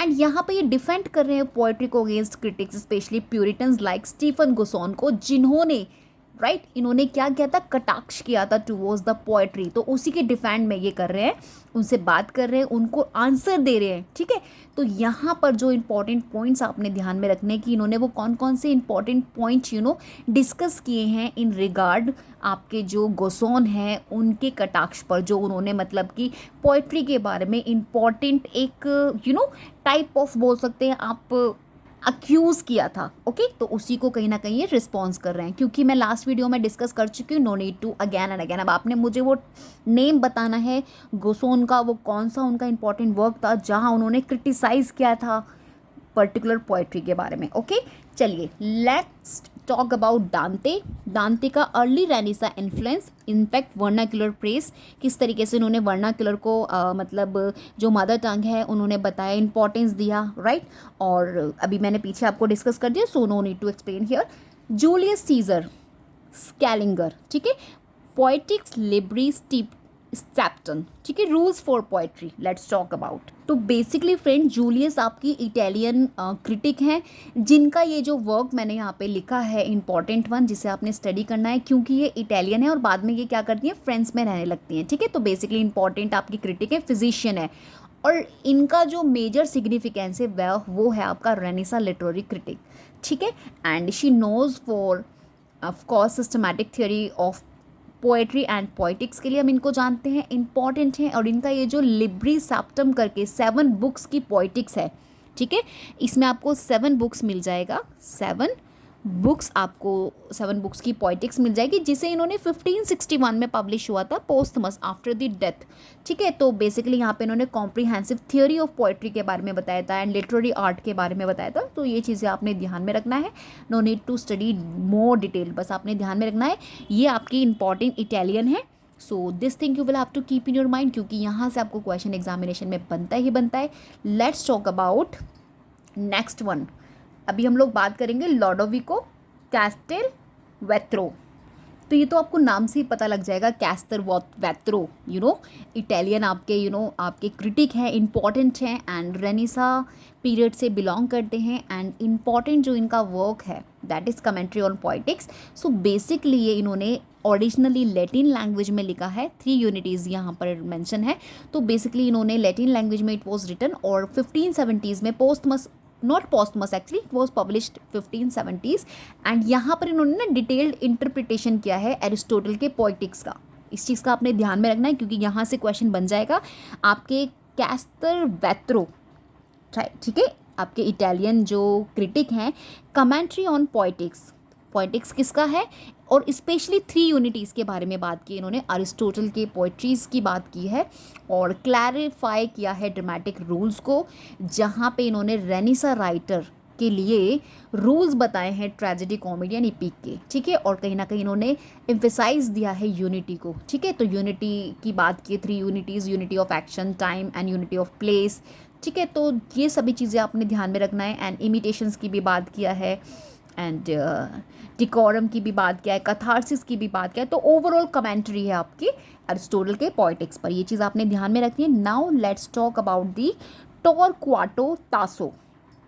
This is also from Italian, the name Torquato Tasso. ठीक है, इटालियन आपके इंपॉर्टेंट क्रिटिक हैं, ये चीज़ आपने ध्यान में रखनी है। एंड इटालियन रेनेसा पोएट हैं, इटालियन रेनेसा पोएट हैं, इस चीज़ को ध्यान में रखना, क्योंकि ब्रिटिश लिटरेचर कवर कर लिया जाता है, अमेरिकन लिटरेचर कवर कर लिया जाता है, और कहीं ना कहीं हम फ्रेंच एंड इटालियन लिटरेचर को स्टडी नहीं करते। और हम जब क्वेश्चन एग्जामिनेशन में आता है तो बोलते हैं पता नहीं कहाँ से आ गया, अनफैमिलियर था, अनडिफाइंड था, why we call like this. हमको उन सभी को एटलीस्ट पता तो होना चाहिए। ठीक है, तो अगर आपको नहीं पता रेनेसा क्रिटिसिज्म में ओनली ब्रिटिश लिटरेचर ही कवर नहीं करना, we have to just move towards the आपका इटालियन, जितना भी आपका क्रिटिक है important, as well French critic के भी आपको एटलीस्ट नेम और उनका इंपॉर्टेंट वर्क याद रखना है और वो फैक्ट्स याद रखने हैं। जैसे कि अभी लास्ट मैंने आपको बताया, जो आपका कैस्टर वेत्रो ने कमेंट्री किया था किस पर, अरिस्टोटल के पोइटिक्स पर। क्या आपको पहले से पता था? मुझे कमेंट करके ज़रूर से बताइएगा। ठीक है, कि मेरी वीडियो से आपको वो कौन सी न्यू थिंग्स मिलती हैं, ज़रूर से बताइएगा, थोड़ा सा मोटिवेशन मुझे मिलेगा, जैसे कि मैं सब मोर इंपॉर्टेंट एग्जांपल्स आप लोगों के लिए लेकर आऊँगी। वही सारी चीज़ें हम लोग रिपीट नहीं करेंगे जो अगेन एंड अगेन करते हैं, some new I will really present for you all. चलिए अभी लोग हम बात करते हैं तासो के बारे में, discourse on the heroic poem. तो बेसिकली ये आपके इटालियन क्रिटिक है और इनका ये जो Italian, basically Italian Renaissance poet हैं, ये आपके मेजर में काउंट किए जाते हैं। And discourse on the heroic poem, ये क्या है इनका, तो मैं आपको बता दूं, दिस इज 1585, यानी कि रिटन, ये लिखा गया है आपका 1585। It was written in 1585, Italian language में it was written first, this thing keep in your mind. And यहाँ पर ये क्या बात कर रहे हैं, एक्सप्लेन कर रहे हैं what constitutes a heroic epic poem, का क्या कॉन्स्टिट्यूट्स होना चाहिए, क्लासिकल रूल्स की बात करिए, in which he talked about Aristotle, Horace with Christian morals. ठीक है, एंड उन्होंने कुछ गाइडलाइंस दिया है poets writing and epic poetry के बारे में, जहाँ पर ये डेफिनेशन दिया है हेरोइक पोएम्स का, यूनिटी एंड स्ट्रक्चर के बारे में, मतलब ओवरऑल वही सब सारी बातें कर रहे हैं जैसे कि दूसरे आपके क्रिटिक कर रहे हैं। तो first major Italian theoretical discourse on epic poetry after Renaissance revival, आपको इनका ये देखने मिल जाएगा। And new classical epic writers में से एक हैं आपके इन फ्रांस एंड इटली। तो ये सभी चीज़ें आपको ध्यान में रखनी है।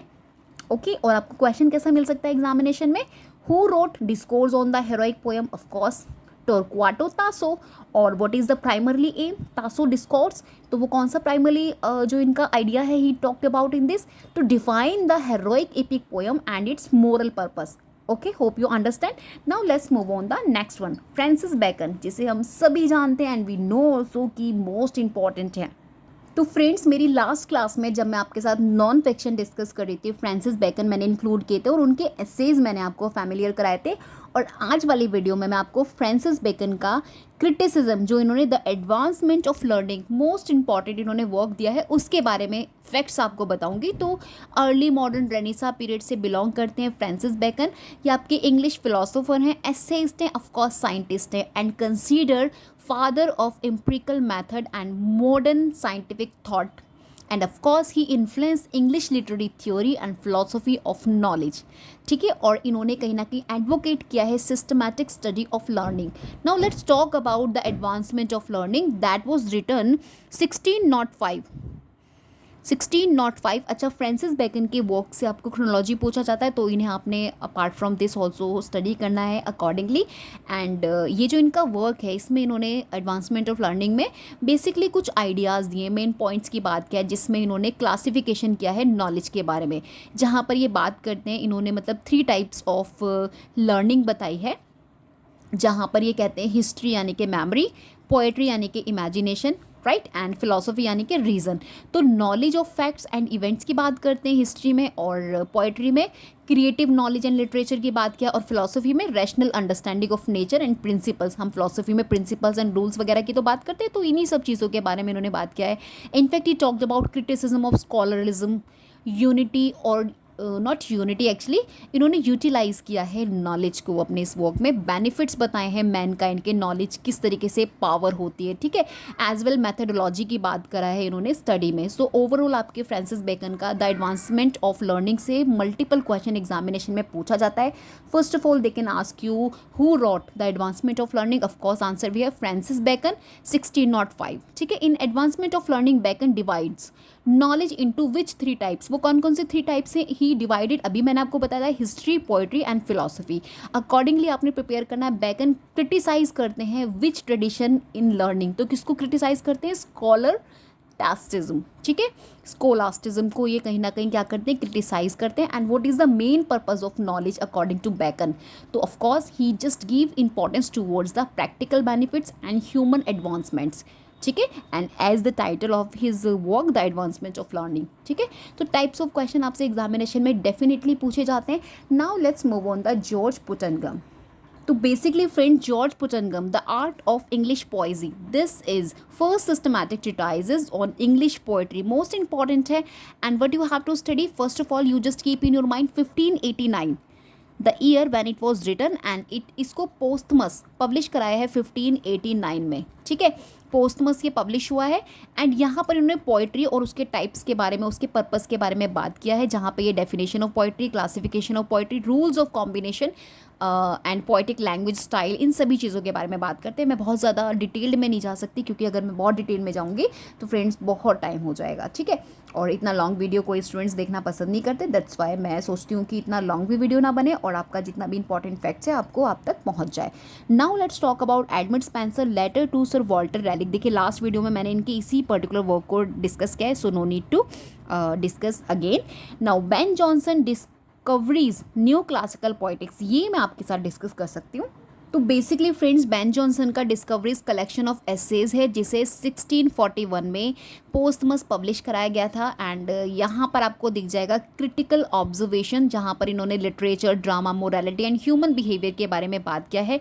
क्रिटिकल एसेज के बारे में इनका मानना है observations on poet, play right and literary style क्या होना चाहिए, ठीक है, एंड ड्रामा एंड कॉमेडी के बारे में इन्होंने बात किया किस तरीके से classical unity, decorum and structure होना ज़रूरी है, comedy should reflect truthful human behaviour.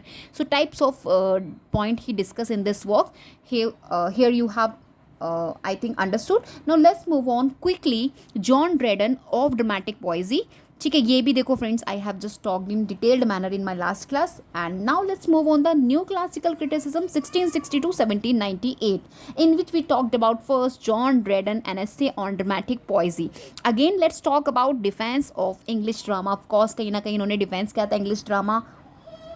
तो basically friends, an essay on dramatic poesy 1668 the year when it was written, और यहाँ पर ये डिफेंस कर रहे हैं इंग्लिश ड्रामा को अगेंस्ट क्रिटिक्स, ठीक है, किस तरीके से एंशिएंट ग्रीक रोमन की बात हो रही है वर्सेस मॉडर्न यानी कि कंटेम्प्रेरी इंग्लिश ड्रामास की, ठीक है। तो यहाँ पर जो मेन पॉइंट्स हैं डायलॉग फॉर्म में लिखे गए हैं, जो यूजीनस, लिसिडियस, क्राइट्स एंड नियंडर के बीच में है, और बैलेंस किया गया है नियंडर के थ्रू प्रेस, जहाँ पर उन्होंने इंग्लिश ड्रामा को किया है, डिबेट मेथड है। एंड जो यूजीनस है वो किस तरीके से डिफाइन कर रहा है मॉडर्न इंग्लिश ड्रामा को, लिसिडियस आपका सपोर्ट कर रहा है क्लासिकल एंशियंट ड्रामा को, और जो क्राइट्स है वो critical of modern drama towards मतलब मेंशन कर रहे हैं। तो आपने इसमें इंपॉर्टेंट जो इनका कन्वर्सेशन है और कौन किसको इंपॉर्टेंस दे रहा है, किसको डिफेंस कर रहा है, ये चीज़ आपने अपने माइंड में सस्टेन करना है, और इंपॉर्टेंट है, एग्जाम में रिपीट होता है अगेन एंड अगेन, ठीक है। तो किस तरीके से talked about rules of drama, critic किया इन्होंने कहीं ना कहीं French versus English drama, poetic and dramatic standards के बारे में बताया। तो ओवरऑल आपने प्लीज़ इसको देखना है, एंड इंपॉर्टेंट है, again and again I am telling you this is most important, जिसके आपके छोटे छोटे पॉइंट्स आपने स्टडी करने हैं जो आपको कहीं ना कहीं सिलेक्शन दिलाने में हेल्प करेंगे। चलिए next talk about the Alexander Pope, an essay on criticism, to err is human to forgive divine. तो basically friends, an essay on criticism 1709, ठीक है, इट वॉज रिटन, एंड यहाँ पर इन्होंने डिफाइन किया है गुड क्रिटिसिज्म को, एंड लिटरेरी टेस्ट बताया है, एंड वॉर्न क्या है अगेंस्ट बैड क्रिटिसिज्म, ठीक है। और कुछ मेन पॉइंट्स इन्होंने जिसमें डेफिनेशन दिया है क्रिटिसिज्म का, अवॉइड किया है बैड क्रिटिसिज्म को, रूल्स बताए हैं पोइट्स एंड क्रिटिक्स के, एंड कुछ फेमस लाइन्स जो मैंने यहाँ पे एक मेंशन भी किया, to err is human to forgive divine. इसको आपने ध्यान में रखना है क्योंकि यहाँ से आपको क्वेश्चन एग्जामिनेशन में मिलते हैं। Now let's move on, and of course it consider की work of new classical literary criticism, right. Samuel Johnson का प्रीफेस टू शेक्सपियर देख लेते हैं। तो फ्रेंड्स, सैमुअल जॉनसन का preface to Shakespeare that was written 1765, और यहाँ पर इन्होंने इंट्रोड्यूस किया है, जस्टिफाई किया है शेक्सपियर के ग्रेटनेस को। इस चीज़ का आपने ध्यान में रखना है क्योंकि यहाँ से क्वेश्चन बन जाता है, Shakespeare's greatness, criticism of classical rules, moral purpose, language and style की बात किया है, कैरेक्टर वर्सेस प्लॉट के बारे में डिस्कशन किया। आपको इन सभी चीज़ों को स्टडी करना है because I can not go more detailed, so that's why sorry for that. Now let's move on next one, Johnson का lives of the poets. This is most important and repeat in your examination in matchings and chronology questions too. तो basically friends, lives of the poets by Johnson that was written 1779 to 1781 means 9 volumes में ये इनका publish इसको कराया गया है, and English में it was written. और यहाँ पर इन्होंने बायोग्राफीज बताई हैं मेजर इंग्लिश पोइट्स की, ठीक है। सो यहाँ पे बायोग्राफिकल क्रिटिसिज्म दिया है, क्रिटिकल एनालिसिस दिया है इन्होंने। तो ओवरऑल आपने ये चीज़ें ध्यान में रखना है, एंड क्वेश्चन आपसे यहाँ से बनते हैं, what is the main purpose of lives of the poet, क्योंकि ये चाहते हैं प्रोवाइड करना बायोग्राफीज किस तरीके से जो मेजर इंग्लिश पोइट्स हैं उनकी, और what kind of criticism is exemplified in lives of the poets. तो यहाँ पे आपको क्या मिल जाएगा, बायोग्राफिकल, मोरल एंड हिस्टोरिकल, ठीक है। तो फंक्शन क्या है लिटरेचर के अकॉर्डिंग टू जॉनसन, तो to instruct and delight, utile et dulce, right. And they can ask you which poets are covered in lives of the poets. तो कौन कौन से बेसिकली वो पोइट्स हैं, Milton, Dryden, Pope, Shakespeare, these are the major one जो cover किए गए हैं एज ए, जिनकी बायोग्राफीज इन्होंने यहाँ पे डिस्कस किया है, ठीक है। तो ये चीज़ें आपने ध्यान में रखना है। Let's move on next one, Richard Steele, no Richard Steele नहीं, अभी Joseph Addison spectator essays on taste, ये हम डिस्कस कर चुके हैं। रिचर्ड स्टील का the Tatler essays I have discussed all. Lord Kames, Henry Home का एलिमेंट्स ऑफ क्रिटिसिज्म, इसको देख लीजिएगा। एडमंड बर्ग का a philosophical inquiry into the origin of our ideas of the sublime and beautiful, this is a long title really, आपने इसको देखना है। And Edward Young का conjecture on original composition, as well Hugh Blair का lectures on rhetoric and belles lettres. चलिए जल्दी से हम लोग पढ़ के रोमांटिक क्रिटिसिज्म पर आ गए हैं जो हमारा 1798 टू 1837 है। लेट्स डिस्कस कि हमें इसमें कौन कौन से इंपॉर्टेंट क्रिटिक्स को कवर करना है। तो नंबर 1 पे हमारे पास William Wordsworth, preface to lyrical ballads, poetry, spontaneous overflow, powerful feeling, जो इन्होंने डेफिनेशन, स्ट्रॉन्ग डेफिनेशन दिया है वर्ड्सवर्थ ने, और जो एग्जाम में आपसे डायरेक्ट पूछा जाता है। सैमुअल टेलर कॉलेज का Biographia Literaria, imagination primarily versus secondary, आपको इस रिगार्ड स्टडी करना है। और पर्सी बी शैली का आपने अ डिफेंस ऑफ पोएट्री देखना है, जिसमें पोएट इन्होंने क्या बताया, unacknowledged legislators of the world, ठीक है। विलियम हैजल्स का lectures on the English poets. Charles Lamb का एसेज ऑफ इलिया देखना है, जिसमें पर्सनल क्रिटिसिज्म इन्होंने किया है। लेइंग हंट का imagination and fancy. Thomas De Quincey का on the knocking at the gate in Macbeth, this you have to study in detailed manner. And Madame de Stael, Germany introduce German romanticism, इनको आपने देखना है। And August Willem shelled, ठीक है, A.W. Schlegel, lectures on dramatic art and literature, Victor Hugo, preface to Cromwell, romantic manifesto in drama. ये सभी आपको please study करने हैं, इनके सभी फैक्ट्स देख लीजिएगा। As usual I talked about, मैं देखिए यहाँ की चीज़ें ज़्यादा एक्सप्लेन नहीं करती, लाइक मॉडर्न हो गया, विक्टोरियन हो गया, रोमांटिक हो गया, क्योंकि ये सभी फैमिलियर, जितना भी एस्पिरेंट्स है ना, सबसे पहले आपके रोमांटिसिज्म, विक्टोरियन और मॉडर्न को ही स्टडी करते हैं। ये लोग क्लासिकल एंड मेडिवल को हमेशा अवॉइड करते हैं, जब भी मैं उसको ज़्यादा फोकस करती हूँ, क्योंकि मुझे पता है कि आपको क्या चीज़ है जो डिटेल मैनर में प्रोवाइड करनी है। विक्टोरियन क्रिटिसिज्म देख लेते हैं आपका। थॉमस कार्टाइल का हीरोज एंड हीरो वर्शिप कई बार रिपीट होता है, in fact matching and chronology question में पर्टिकुलर टेक्स्ट आपसे पूछ लिया जाता है। जॉन स्टुअर्ट मिल का what is poetry, distinction poetry versus eclogues. Matthew Arnold का the function of criticism, most important one, इसको तो आपने डिटेल स्टडी करना ही करना है। In fact each and every concept he discuss in this, आपने सभी चीज़ों को स्टडी करना है। आर्नल्ड का कल्चरल अनार्की, ये भी आपने देखना है, और दिस इज मोस्ट इंपॉर्टेंट, इसका ईयर ऑफ पब्लिकेशन ध्यान में रखना। I am just telling you now. तो basically friends it was written 1860, ठीक है, that year it was written 1869, sorry don't confuse year, 1869 the year. और यहाँ पे इन्होंने कल्चर को डिफाइन किया है, और उसका क्या रोल है सोसाइटी में, एज वेल अनार्की के बारे में बताया, विक्टोरियन सोसाइटी की, एंड डेफिनेशन दिया है कल्चर का, एंड अनार्की बताई है सोसाइटी की, रोल ऑफ कल्चर बताया, क्रिटिसिज्म किया है इन्होंने वर्सेस कल्चर। तो ओवरऑल आपने सभी कॉन्सेप्ट देख के जाना है, क्योंकि फाउंडेशन है ऑफकोर्स विक्टोरियन कल्चर का, क्रिटिसिज्म का, और कहीं ना कहीं एम्फेसाइज कर रहा है मोरल पर्पस को of literature, that's why it is important for a study, right. Walter Pater का आपने the Renaissance art for art sake, this is important chord जो आपसे एग्जामिनेशन में डायरेक्ट पूछी जाती है, ठीक है। एंड जॉन रस्किन का मॉडर्न पेंटर्स, रस्किन का the stones of Venice, Leslie Stephen का history of English thought in the 18th century, Henry James का the art of fiction, and George Saintsbury का हिस्ट्री ऑफ क्रिटिसिज्म। तो basically friends George Saintsbury का history of criticism 3 volume में, ठीक है, 3 volumes में ये आपका आया था, और इसमें आपको देखने मिलेगा इन्होंने ट्रेस किया है डेवलपमेंट ऑफ लिटरेरी क्रिटिसिज्म पर from ancient to modern times, ठीक है। As well he show how to critical theories, methods and influence of key critics, और इन्होंने एनालाइज किया है different schools of criticism across history. तो ओवरऑल स्कोप बताया इन्होंने, क्रिटिसिज्म का डेवलपमेंट दिया है, क्रिटिकल थॉट्स का, ठीक है। ये सभी चीज़ें आपने इंपॉर्टेंट इस पर्टिकुलर वर्क की पढ़नी है। अभी हम लोग जल्दी से मूव करते हैं टुवर्ड्स द मॉडर्न क्रिटिसिज्म, जहाँ मैं आपसे सबसे पहले बात करूँगी ट्रेडिशन एंड इंडिविजुअल टैलेंट। तो basically friend T S. Eliot modernist poet and literary critic, आपके ट्रेडिशन एंड इंडिविजुअल टैलेंट इनका 1919 में आया था, जहां इन्होंने एक्सप्लेन किया है relationship between literary tradition and creative talent. In fact he defined modernist approach to poetry.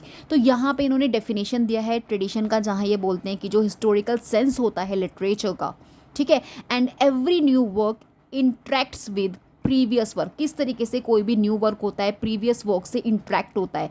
Knowledge को इन्होंने पास्ट लिटरेचर की स्ट्रेंथ बताया है, क्रिटिकल जजमेंट दिया है इस पर।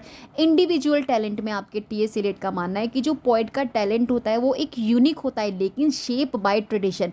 कोई भी क्रिएटर है, कोई भी पोइट है, अगर वो कुछ क्रिएट करना चाहता है, he inspired from tradition, that is the concept by T S. Eliot in this particular essay, ठीक है। इम्पर्सनैलिटी के बारे में इन्होंने बात किया है कि poetry is not expression of poets personal emotions, but poet क्या है, मीडियम है, नॉट दी फोकस, ठीक है।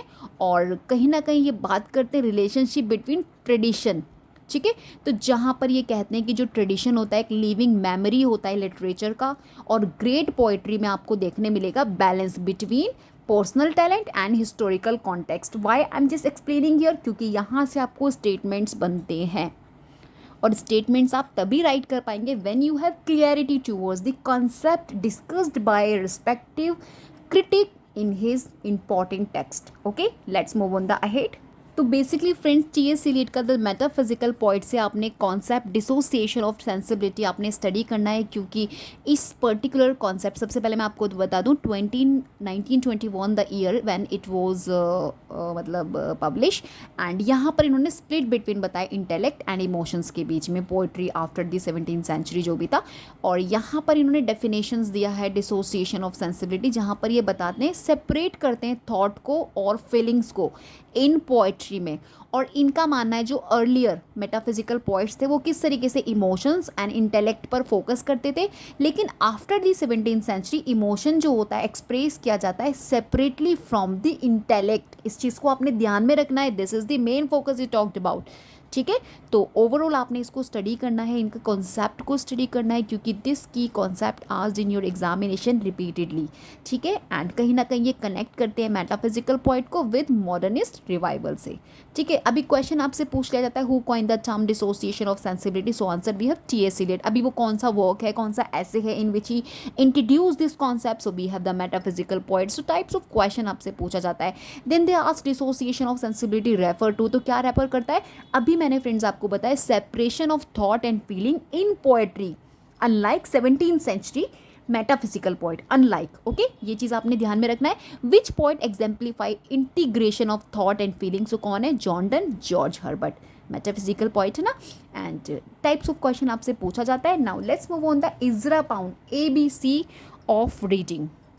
तो बेसिकली इनका ये जो वर्क है 1934 में आया है, पब्लिश हुआ है बेसिकली, जहाँ पर ये गाइडलाइन प्रोवाइड कर रहे हैं रीडिंग एंड अंडरस्टैंडिंग पोएट्री को लेके। ठीक है, और कहीं ना कहीं एडवोकेट कर रहे हैं हिस्टोरिकल अवेयरनेस, क्योंकि भाई आपके इजरा पाउंड गुरु हैं किनके? T.S. इलियट के। सो ऑफ कोर्स जो इनका फाउंडेशन कॉन्सेप्ट है वही आगे जाकर आपके इलियट ने एक्सप्लेन किया है। ठीक है, इस चीज़ का ध्यान में रखना है। आई.ए. रिचर्ड का principles of literary criticism. And guys confuse मत होना, आई.ए. रिचर्ड से डेफिनेटली क्वेश्चन एग्जाम में डायरेक्ट मिलते हैं। प्रिंसिपल ऑफ लिटरेरी क्रिटिसिज्म, एक तो ईयर ऑफ पब्लिकेशन ध्यान में रखने 1924, और यहाँ पर इन्होंने डिफाइन किया है what constitutes literary value and judgement, मतलब कि how literature affect the mind, इस चीज़ के बारे में एक्सप्लोर किया है। In fact he provide scientific and systematic approach to criticism, क्योंकि साइंटिफिक और सिस्टमैटिक अप्रोच की तो बात करते हैं आपके आई.ए. रिचर्ड्स, तो इन्हें आपने डिटेल मैनर में स्टडी करना है। Next talk about the practical criticism. तो फ्रेंड्स मैं आपको मेन चीज़ बता दूंगी, प्रैक्टिकल क्रिटिसिज्म में जिस अप्रोच की बात करते हैं imaginary, mood, structure and diction as well the theme की बात करते हैं। एंड क्वेश्चन आपसे बनते हैं practical criticism what does text refer to, तो टेक्स्ट क्या होता है? लिटरेरी वर्क होता है इटसेल्फ। ठीक है, तो बहुत ज़्यादा मैं डिटेल में नहीं जाऊंगी। Next talk about the William Empson का 7 types of ambiguity, most important I think that was publish 1930। Yes friends, ये आपका 1930 में पब्लिश हुआ, और practical criticism 1929 by I A. Richards. तो बेसिकली आपने वो 7 टाइप ऑफ एम्बिगिटी को स्टडी करना है, किस किस बेसिकली एम्बिगिटी की इन्होंने बात की है इस पर्टिकुलर अपने फाउंडेशन ऑफ न्यू क्रिटिसिज्म में। So these thing you will have to study.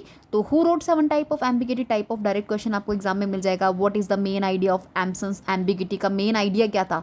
Words और फ्रेजेस को पोएट्री में किस तरीके से मल्टीपल इंटरप्रिटेशंस के साथ एसोसिएट करना, that is the main purpose और आइडिया।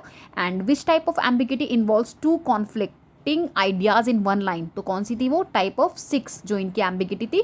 तो बेसिकली आपने वो 7 एम्बिगिटी को डिटेल में स्टडी करना है। इफ़ यू रियली वांट कि आपको जो भी क्वेश्चन मिले regarding this particular modern criticism से आप एक भी मतलब कि विदाउट सॉल्व किए ना छोड़ें। ठीक है, जॉन क्रो रैंसम को आपने डिटेल में पढ़ना है। देखिए जो इंपॉर्टेंट है ये मॉडर्न में आपके T.S. Eliot, I A. Richards and William Empson and John Crowe Ransom हो गए आपके। Clint Brooke, F.R. लेविस, ये वो क्रिटिक हैं जो आपसे इस पर्टिकुलर एज में पूछे जाते हैं। ठीक है, तो इन्हें आपने करना ही करना है। इनका रैंसम का न्यू क्रिटिसिज्म और इनके आइडियाज़ आपको स्टडी करने हैं बेसिकली वर्क में। Tensions in poetry, Allen Tate का, as well the well broad on heresy of paraphrase के बारे में, जो इन्होंने बेसिकली इस पर्टिकुलर टेक्स्ट में इनका जो एक लेसन है, एक जो मतलब इसी का पार्ट है हेरेसी ऑफ पैराफ्रेज, इसी का एक इसमें जो इन्होंने बेसिकली बात किया है ना चैप्टर्स की, तो उसमें से एक चैप्टर आपका हेरेसी ऑफ पैराफ्रेज भी है, जिसे आपने डिटेल मैनर में करना है। ग्रेट ट्रेडिशन में इन्होंने कौन कौन से जो राइटर्स हैं उनको ग्रेट कंसीडर किया है, तो ये सभी ओवरऑल आपने लिस्ट अपने पास प्रिपेयर करके रखना है। अभी हम लोग मूव करते हैं पोस्ट मॉडर्न क्रिटिसिज्म की तरफ, जहाँ पे आपने रोनाल्ड बार्थ का the death of the author, mythologies, Jacques Derrida का ग्रामेटोलॉजी, डीकंस्ट्रक्शन बेसिकली एसोसिएटेड, और what is an author, orientalism 1978, the location of culture, hybridity of mimicry, Homi K Bhabha का, गायत्री स्पाइवेक का the can the subaltern speak, Julia Kristeva का revolution in poetic language. ये वो post modern आपके criticism और basically critic की associated जो इनके फिलोसॉफिकल वर्क हैं, इनसे आपको डेफिनेटली 100% क्वेश्चन यहीं से बनते हैं। तो आपने इधर उधर नहीं भटकना है, आपने सिर्फ इन सभी क्वेश्चन को का जो बेस है उस पर पकड़ बनानी है। अगर आप ये काम कर लेते हैं तो ट्रस्ट मी, अपने आप को समझिएगा कि आप सच में एस्पिरेंट्स हैं लिटरेचर के, जिसने कुछ प्रिपेयर किया है इन पोस्ट मॉडर्न क्रिटिसिज्म में। So here guys I have done complete literary criticism unit 5 with you all. जितना मैं इम्पॉर्टेंट इन्फॉर्मेशन आपको दे सकती थी, I have really given my best performance. And now your turn, you will have to comment me. जो भी videos देख रहे हैं please comment me so that I really relieve to my self कि whatever I discuss with you all really worth for you all. And the second thing is that if you willing want to get all the notes, complete file, अगर आप complete notes की, इसमें सभी units आपकी from unit 1 to 10 units मैंने इसमें complete किया है इस पर्टिकुलर फाइल में। इफ़ यू वांट आपको कंप्लीट फाइल मिल जाए then you have to join the membership of my channel and don't forget to choose the scholars second से आप थर्ड एंड फोर्थ वन में अगर आप इंडल्ज करते हैं अपने आप को तो आपको एक स्पेसिफिक फ़ीचर मिलता है मेरी मेंबरशिप में।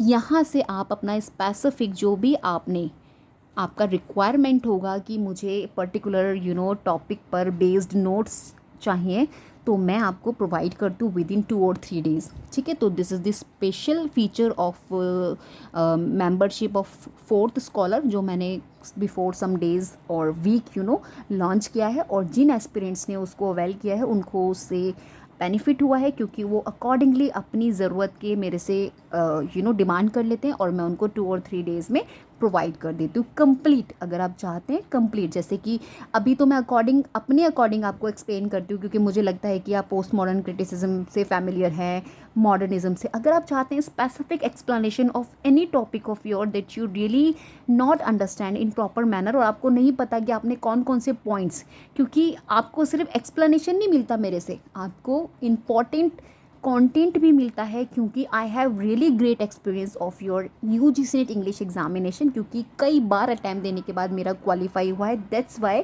आई अंडरस्टैंड कि आपको किस लेवल पर स्टडी करना है। तो अगर आप अकॉर्डिंगली और जो भी सजेस्ट आई सजेस्ट यू अगर आप फॉलो करते हैं तो ट्रस्ट मी आपको बहुत वाइड स्टडी करने की ज़रूरत नहीं पड़ता, आपको लिमिटेड स्टडी में ही आपका क्लियर भी हो जाता है। इनफैक्ट आपको कंटेंट भी बहुत ज़्यादा वाइड नहीं लगता। So hope you understand. Let's not talk about actually continue. अभी मैं एंड कर रही हूँ वीडियो को। We will met in next video. New है, don't forget to subscribe and like the video, right.